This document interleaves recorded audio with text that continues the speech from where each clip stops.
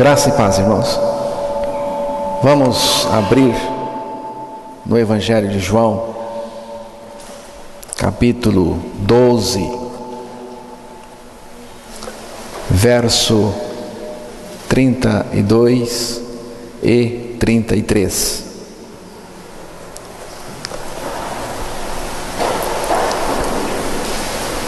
Jesus disse assim: e eu, quando for levantado da terra, atrairei todos a mim mesmo.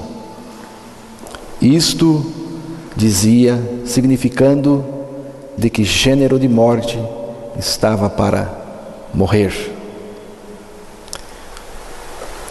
Esse é um texto fundamental para compreendermos a nossa identificação com Cristo, para compreendermos a nossa relação essencial com Jesus Cristo, para entendermos a obra de Cristo por nós, em nós e através de nós. Em Romanos 6, versículo 5, o apóstolo Paulo fala dessa identificação essencial com Cristo. Porque se fomos unidos com Ele, na semelhança da sua morte, certamente o seremos também na semelhança da sua ressurreição. Está falando aqui que nós participamos da morte e da ressurreição de Cristo, em Cristo. Temos uma morte em união com Cristo e temos uma vida em união com Cristo também. Em 1 Tessalonicenses, capítulo 5, versículo 10, pode ser lido aí?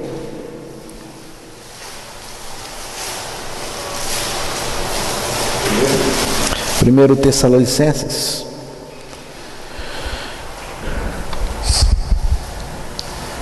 Quem morreu por nós, para que quer vigiemos, quer durmamos, vivamos juntamente com Ele.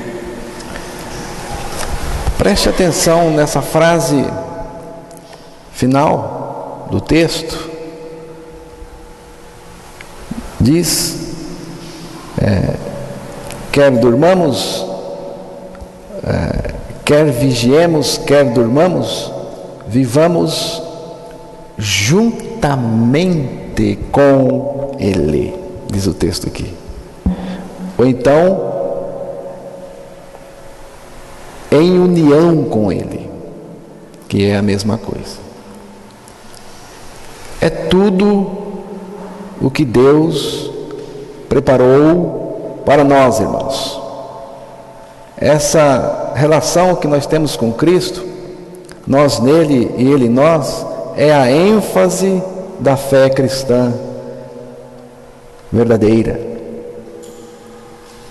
A fé cristã, a vida cristã autêntica, está baseada nessa interação perfeita com Cristo. Nós em Cristo e Cristo em nós. Esse é o projeto ousado de Deus para nós. Não existe nada mais importante do que isso, irmãos. Toda a Escritura Sagrada, todo o universo, a igreja, nossa vida, tudo mais está em torno desse projeto maravilhoso de Deus, de nos colocar em seu Filho e depois colocar o seu Filho em nós. Em Atos 11, versículo 23 ao 26, o apóstolo fala de 3 coisas que estão juntas, que estão relacionadas.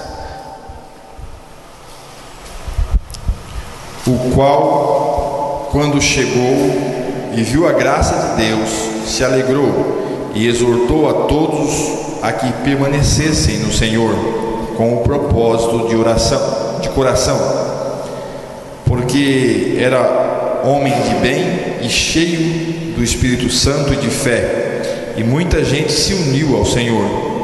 E partiu Barnabé para Tarso a buscar Saulo, e achando-o, o conduziu para Antioquia. E sucedeu que todo um ano se reuniram naquela igreja e ensinaram muita gente. E em Antioquia foram os discípulos pela primeira vez chamados de cristãos. Irmãos, a primeira coisa que me chama a atenção está no versículo 23, nessa frase: e viu a graça de Deus. E viu a graça de Deus naquelas pessoas que estavam sendo regeneradas e salvas.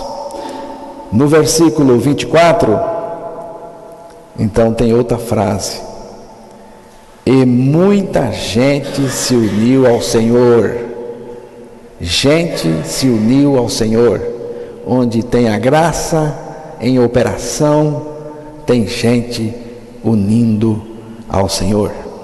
E no versículo 26, no finalzinho, diz aí que essas pessoas que estavam sendo regeneradas, salvas, elas foram chamadas de cristãos pela primeira vez. Cristão. O que é um cristão? Essa palavra está muito desgastada. Ela não tem mais o significado que tinha aqui, hoje. Cristão significa alguém que se uniu ao Senhor. Cristão significa uma pessoa portadora de Cristo. Cristão significa uma pessoa na qual Cristo está vivendo. Isso é cristão. Mas fala aqui de pessoas que foram regeneradas e salvas como sendo unir-se ao Senhor. Unir, a palavra unir ao Senhor não significa aderir ao cristianismo, irmãos. Aderir a um movimento qualquer. Não é adesão sistemática. Unir a Cristo é a nossa identificação com Cristo. Nós não podemos unir a Ele se Ele não nos uniu a Ele primeiro. Irmãos, para que nós possamos nos unir a Cristo em uma identificação profunda, Ele primeiro nos uniu a Ele naquela cruz pela atração. Unir-se a Cristo significa o quê? Significa você crer que Jesus lhe atraiu, identificou você no corpo dele, levou você à morte e ressuscitou você e vive em você. Isso que significa unir-se pela fé e pela graça ao Senhor. É isso que fala o texto que eu li no início.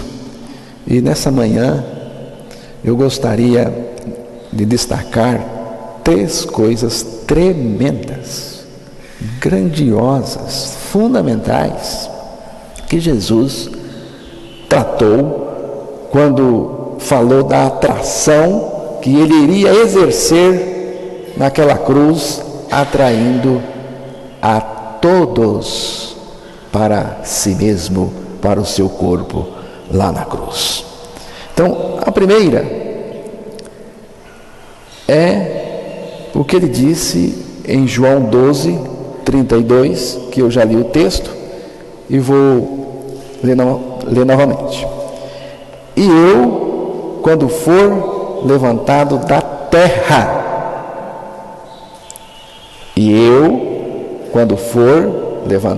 terra, e isto dizia, significando do que gênero de morte estava para morrer. E eu, quando for levantado da terra. Isto aqui, irmãos, é fundamental.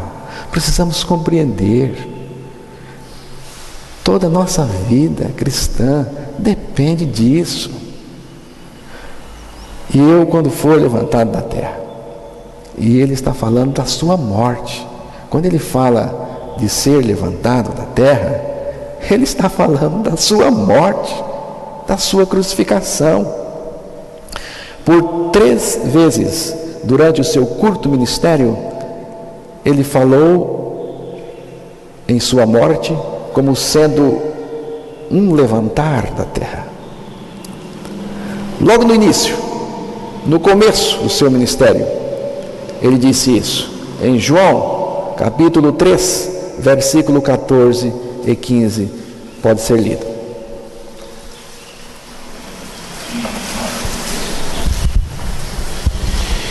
E como Moisés levantou a serpente no deserto, assim importa que o Filho do Homem seja levantado, para que todo aquele que nele crê não pereça, mas tenha vida eterna. Isso foi no início do seu ministério, que foi um ministério curto. E como Moisés levantou a serpente no deserto, assim importa que o Filho do Homem seja levantado. Notou aqui?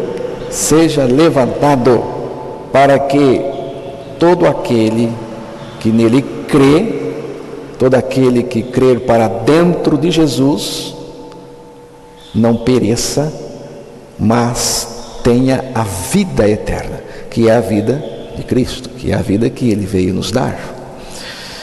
Irmãos, Jesus faz uma comparação chocante. É uma comparação com serpente. Serpente, cobra, venenosa, víbora. Aqui não se refere a Jesus, porque Jesus não é serpente. Jesus é o Cordeiro de Deus, que tira o pecado do mundo. Ele não é serpente. Mas aqui ele fala de serpente. Como Moisés levantou a serpente, assim o Filho do Homem, que não é serpente, teria que ser levantado da terra. Mas por que então a referência à serpente? Porque quando Jesus foi levantado na cruz, ele atraiu para si a raça da serpente, a raça de cobra. Quem é a raça da serpente? Quem é a raça da cobra? Satanás. São os pecadores. É a raça adâmica, que é a raça de cobra, venenosa. Pelo pecado se tornou essa raça, e Jesus identificou em seu corpo, ali na cruz, exatamente para destruir, para matar essa natureza perversa, maligna, que é chamada de natureza de serpente, de cobra, natureza do diabo. A coisa foi tremenda ali na cruz do Calvário. Mas na metade do seu ministério, Jesus reafirma esse levantar dele da terra na cruz, em João 8, versículo 28, João 8, versículo 28. Disse-lhes, pois, Jesus: quando levantardes o Filho do Homem, então conhecereis quem eu sou, e que nada faço por mim mesmo, mas isto falo como meu Pai me ensinou.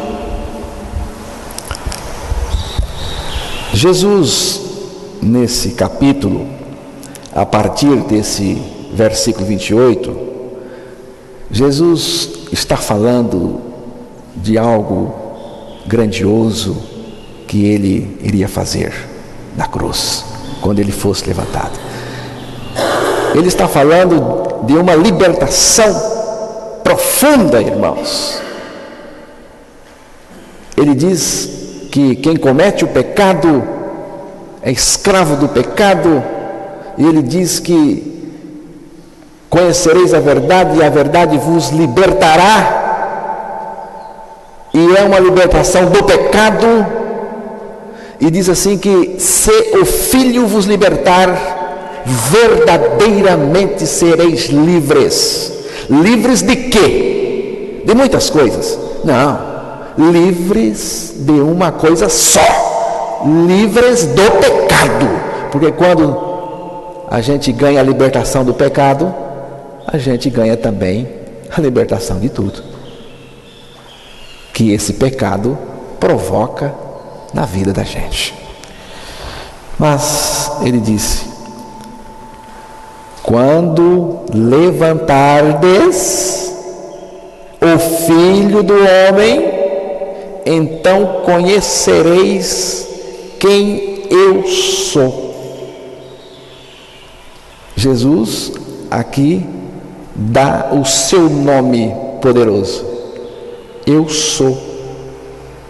Eu sou é o todo-suficiente, o todo-poderoso, o absoluto Senhor. E ele está dizendo, se você prestou atenção, é importante prestar atenção à palavra, principalmente quando é Jesus que está dizendo, e toda a palavra é a palavra de Jesus.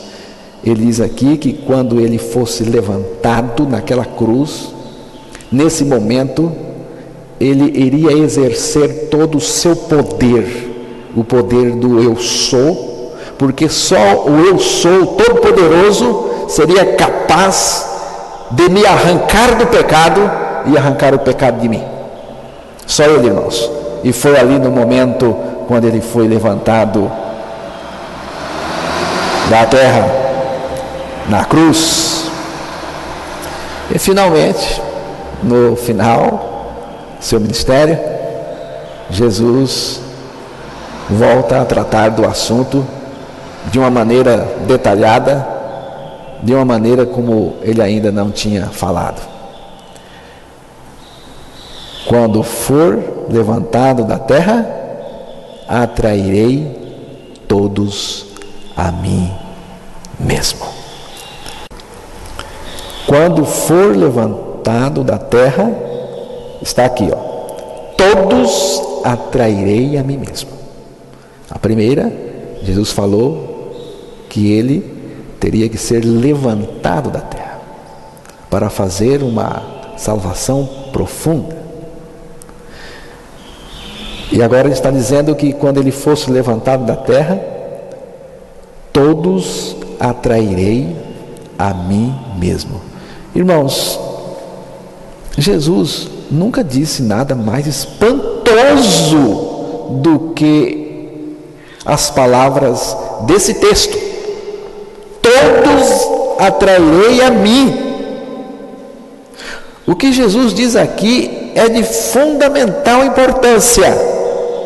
Se você está dormindo, acorde, porque o assunto é importante demais. Este é um assunto muito importante, irmãos. Sua morte na cruz é um fato histórico que poucos negam. poucos. Mas aqui ele está falando da morte de todos os seres humanos naquela cruz em seu corpo. Isto é espantoso. E poucos sabem disso. E disso depende a nossa salvação. Não é bastante ele ter morrido. Ele precisava nos levar a morrer com ele. Ele morreu para nos levar a morrer com ele, aquela morte que era a minha morte. Viu, irmãos? Jesus não tinha morte para morrer, não. Jesus não tinha morte, não. Aquela morte era nossa.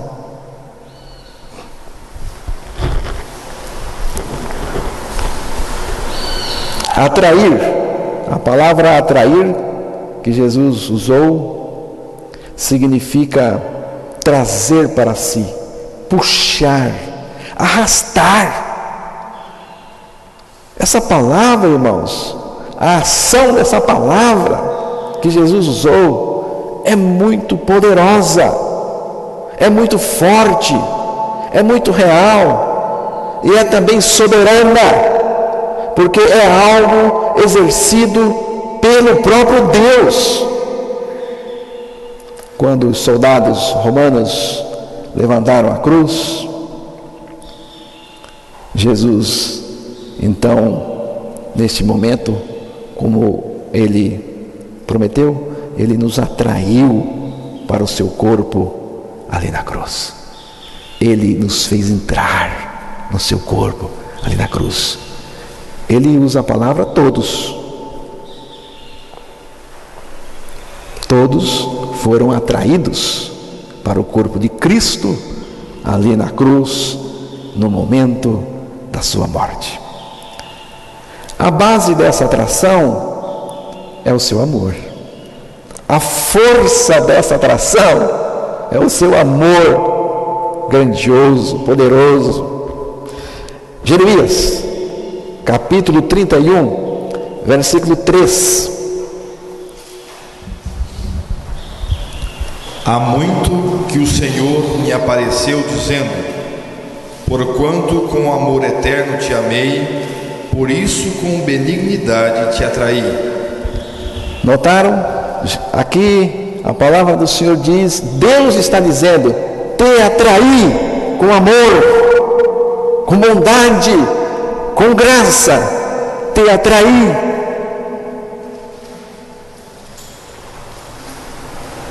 Oséias capítulo 11, versículo 4.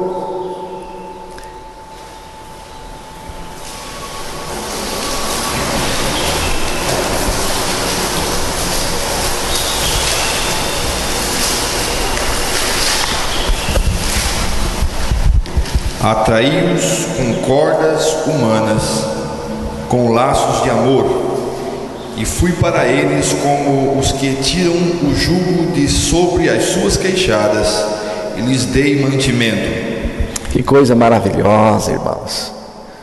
Esse texto está dizendo, Deus está dizendo, com cordas humanas, atraí-os para mim, com cordas humanas. O que são cordas humanas? Essas cordas humanas, esses laços humanos, estão falando da encarnação de Jesus, irmãos, do corpo humano de Jesus, ali na cruz, quando Ele nos atraiu para Ele, o seu amor grandioso. Esse mesmo amor é o que me convenceu a crer, a compreender esse fato, irmãos. É a força desse amor que abriu a minha mente, abriu os meus olhos, para que eu pudesse ver essa atração minha no corpo de Jesus. Segundo aos Coríntios, capítulo 5, versículo 14.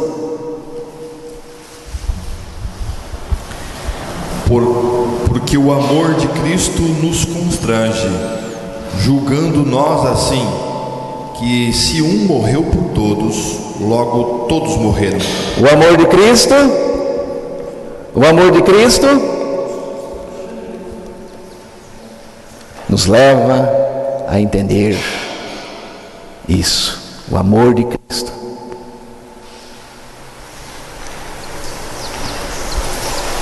A fé nesta verdade, certamente, irmãos, fará a diferença aqui e na eternidade. Ele prometeu atrair-nos para si mesmo no levantamento do seu corpo pregado na cruz. Você crê? Você já estendeu a sua fé nesse fato? A nossa vida, a coisa toda começa aí. Satanás sabe da importância desse fato, dessa atração de Cristo. E ele fez de tudo para impedir que Jesus fosse lá naquela cruz para nos atrair. Satanás não queria que Jesus morresse? Certamente queria. Mas ele não queria que Jesus morresse na cruz. E várias vezes ele tentou impedir. E uma dessas ocasiões está registrada em Mateus 27, versículo 34. Mateus 27, versículo 34. Deram-lhe a beber vinagre misturado com fel, mas ele, provando, não quis beber. Deram-lhe a beber vinho misturado com fel, mas ele, provando-o, não quis beber. É importante, irmãos, saber que isto foi antes da crucificação. Antes, você sabe por que Cristo não tomou vinho com fel? Porque vinho com fel, irmãos, é analgésico. E se tomado em grande quantidade, vira anestésico. Entenderam? A tentativa de Satanás por trás dessa ação era dopar Jesus. E assim dopado, não nos atrairia para si. Entenderam, irmãos? Mas Jesus não se preocupava com sofrimento e nem com dor, mas sim com a inteligência da sua obra. Identificar-nos com Ele é o caminho seguro para a nossa regeneração e salvação. Marcos 15, versículo 23.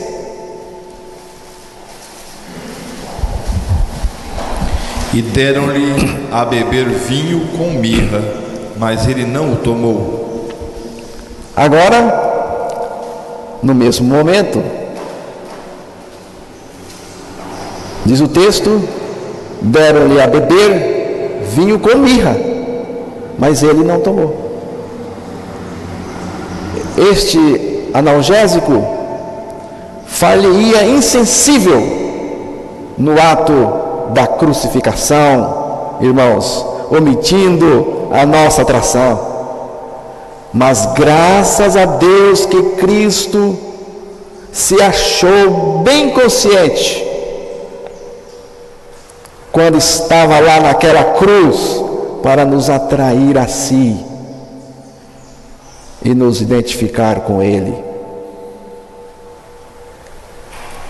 A partir daquele momento em que Jesus nos atraiu, nós estamos em Cristo em qualquer circunstância. E qual foi a finalidade dessa atração? Por que Jesus nos atraiu e nos identificou com Ele naquela cruz? A finalidade dessa atração, irmãos, era nos identificarmos e assim morrermos com Ele naquela cruz para o pecado. Fomos atraídos por Cristo para morrermos no corpo crucificado dele. Ao atrair os pecadores, Ele atraiu o velho homem ou a velha natureza para fazer a destruição disso. Romanos capítulo 6, versículo 6, eu mesmo vou ler esse texto. Preste atenção, porque aqui está mostrando a finalidade. Se você já fez essa pergunta, por que Cristo me atraiu? Por que Cristo me identificou com Ele na cruz? Você agora, se ainda não tem essa resposta, terá agora. Sabendo isto, que o nosso homem velho foi com Ele crucificado, foi com Ele, para que o corpo do pecado seja desfeito, a fim de não sirvamos mais ao pecado. E em uma outra versão que eu anotei, diz assim: porque sabemos que a nossa velha natureza, velho homem é velha natureza, porque sabemos que a nossa velha natureza pecadora já foi morta com Cristo na cruz. Prestou atenção? Já foi morta, não será, já foi morta com Cristo na cruz, para que fosse destruída. Jesus crucificou a nossa velha natureza não para acalmá-la, mas para destruir. Aqui diz, para que fosse destruída, e assim não fôssemos mais escravos do pecado. Está nítido, irmãos? Você tem alguma dúvida?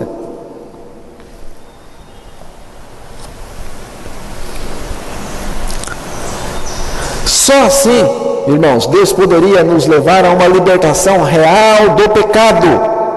A salvação de Deus é prioritariamente salvação do pecado. Deus não tem outra maneira de nos libertar do pecado, a não ser pela crucificação nossa com o seu Filho naquela cruz, irmãos. Naquela cruz. Assisti um filme certa vez que dois indivíduos em uma canoa indígena, eles estavam fugindo apressadamente, e a canoa bateu numa pedra e abriu um buraco pequeno no casco, na madeira da canoa. E a água começou a entrar. E um deles pegou uma caneca e começou a tirar a água. E tirava, e tirava. E quanto mais tirava, mais água entrava. E ele já estava cansado. A canoa estava ficando pesada, lenta. O outro, mais esperto, disse: é preciso urgentemente vedar o buraco. Consegue aí alguma coisa e fecha o buraco. Depois você tira a água. Foi o que ele fez. Ele arrumou alguma coisa e fechou o buraco. Depois, esgotou a canoa, tirando a água. Você acha que Deus é idiota? Você acha que Deus é trouxa? Você acha que Deus é tonto de tirar os seus pecados e deixar essa fonte aberta e deixar esse buraco e deixar essa fábrica de pecado aí dentro, produzindo mais e mais e mais? Não, senhores, Ele não faria isso. Ele fechou, Ele vedou e foi na cruz quando Ele nos atraiu para destruir, para remover essa velha natureza, esse velho homem. Irmãos, não ficou nada da velha natureza, porque Ele tirou, Ele crucificou. Diz o texto que foi para ser destruída. Não dá para crer nisso? Temos dúvida ainda? Irmãos, nós encontramos na palavra de Deus 3 recursos que garantem uma vida de vitória sobre o pecado. Romanos 6, 1 e 2. Romanos 6, 1 e 2. Que diremos, pois? Permaneceremos no pecado para que a graça abunde? De modo nenhum. Nós que estamos mortos para o pecado, como viveremos ainda nele? Nossa morte em Cristo, isto é, a morte para o pecado. Essa morte em Cristo, irmãos, é o nosso primeiro recurso de Deus para termos vitória cabal sobre o pecado. Está mostrando aqui que a nossa morte para o pecado é uma tremenda vitória sobre o pecado. Paulo está dizendo o seguinte: não dá, irmãos, para viver no pecado depois de se passar por essa morte em Cristo. Segundo recurso é a vida de Cristo, vida maravilhosa e poderosa. Romanos 5, versículo 10. Porque se nós, sendo inimigos, fomos reconciliados com Deus pela morte de seu Filho, muito mais, tendo sido já reconciliados, seremos salvos pela sua vida. Aqui diz o texto: seremos salvos pela sua vida, vida de Cristo. Paulo comenta isto em Gálatas 2,17.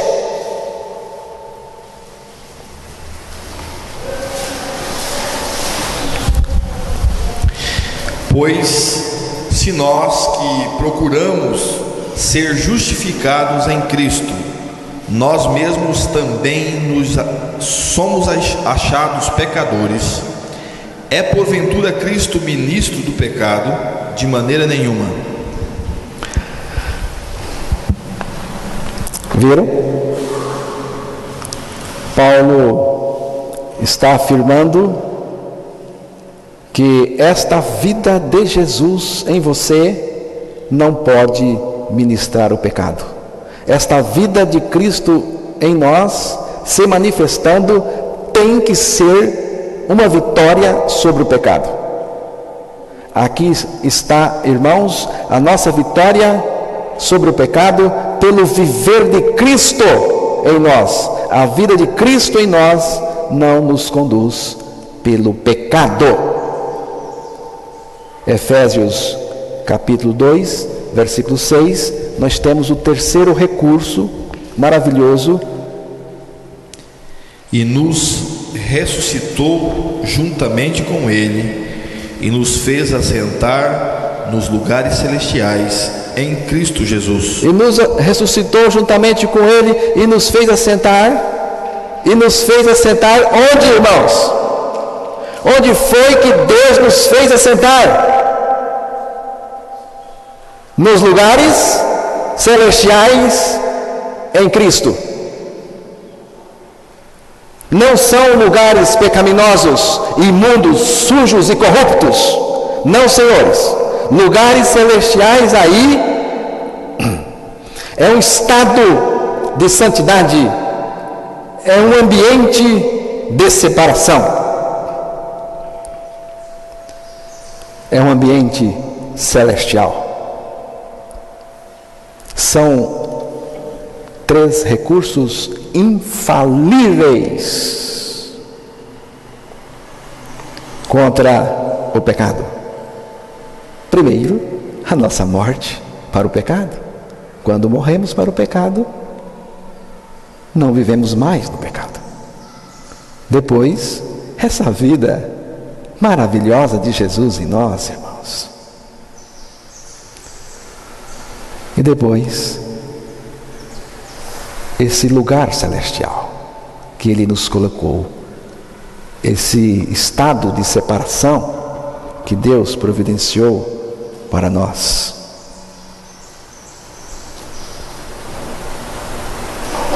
E não é quando Jesus Cristo voltar, não. Porque tem gente que pensa que quando Cristo voltar, aí sim, aí o pecado vai cessar, eu vou descansar do pecado, quando Cristo voltar. Se você pensa assim, quero lhe pedir o seguinte: tenha juízo na sua cabeça, pense direito, pense em Hebreus 9, 28, veja lá o que diz. Assim também Cristo, oferecendo-se uma vez para tirar os pecados de muitos, aparecerá a segunda vez sem pecado aos que o esperam para a salvação. Esse texto é importante, irmãos. Assim também Cristo, oferecendo-se uma vez para tirar os pecados de muitos. Eu espero que você esteja entre esses muitos. Aparecerá segunda vez sem pecado aos que o esperam para a salvação. Cristo, pela sua morte na cruz, tirou o pecado de muitas pessoas. É isso que o texto está dizendo. Depois Ele aparecerá a segunda vez. Mas preste atenção aqui, irmãos. Não para tirar o seu pecado, mas para levar você com Ele. Da primeira vez que Ele veio, Ele deixou você sem pecado. E é assim que Ele quer te encontrar quando Ele voltar. Se você está esperando que quando Ele voltar, Ele vai tirar seus pecados, tenha certeza que com Ele você não vai. Porque o texto está dizendo que Ele vai aparecer segunda vez para aqueles que estão sem pecado, que já foram regenerados. Ele vem buscar esses.